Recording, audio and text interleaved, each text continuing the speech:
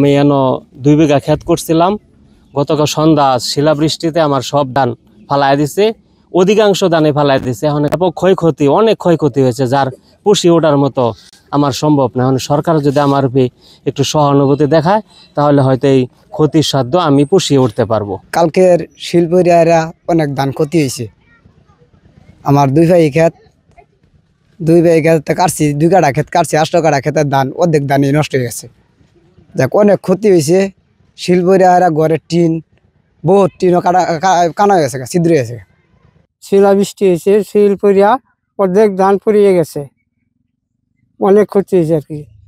2 ভাই জমিন করছিলাম, অর্ধেক পুড়িয়ে গেছে, ধান নাই মুড়ি, এটা কাঁচাটি রয়েছে আর কি। কালকে বৃষ্টির আগে এই যে ধান পরিমাণ আছে ওখানে বৃষ্টি ছিল, বৃষ্টি পড়ার থেকে পাখি থেকে 7 গুণ হয়ে কমে আছে।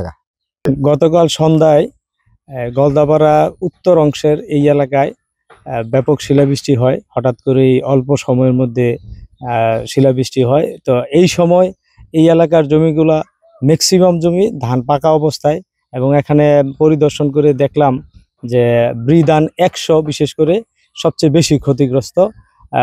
যেগুলা একেবারে কাটার মুহূর্তে আসছে এই জমিগুলা 50%-এর মতো ধান নিচে পড়ে গেছে, আর যেগুলো অপেক্ষাকৃত কাঁচা তা ক্রমান্বয়ে কিছুটা কম ক্ষতিগ্রস্ত।